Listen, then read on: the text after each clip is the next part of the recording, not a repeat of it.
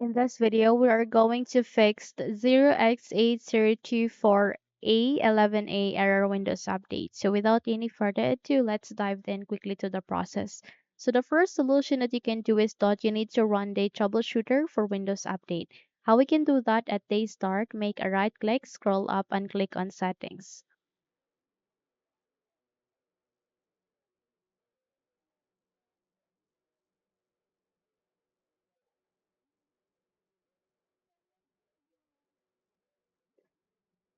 At the settings, you need to navigate to the left pane and find for an option which is the system. Click on it.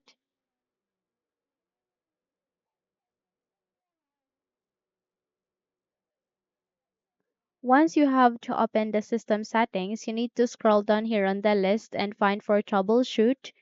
And the next step that you need to do is you need to run the other troubleshooters. Go with it and please proceed to under the most frequent. You can see the Windows Update and run the troubleshooter for Windows Update. Okay? Once you have completed the procedure, try to run the Windows Update again and check if it's working. However, if not, then we need to move on to the next solution, and that is to do system checker, file system checker. But before that, I want you to copy these two commands that I have given at the YouTube description. Once you have copied it, you need to navigate at your search box and type for CMD. Once you've typed that, please wait until you would be able to see a best matched here under this window before we continue.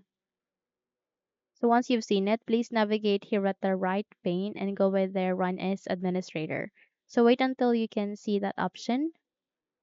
Once you see that one, click on Run as Administrator.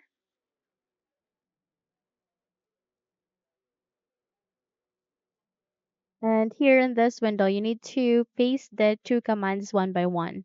So the first is the SFC /scan now. So this will do system scanning and this process will take some time, maybe 5 minutes or more than that. It would depend on your machine actually. Wait until the procedure would be finished. Don't close this window unless you are done. And once you have finished the first command, please proceed on the second, which is to help you to restore the health of your computer.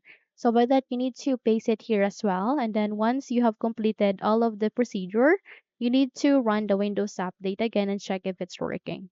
Okay, now that's it. If you think this video would help you a lot, then don't forget to subscribe. Kindly also hit the notification bell so that you would be notified for more tutorials like this. Thank you and have a good day.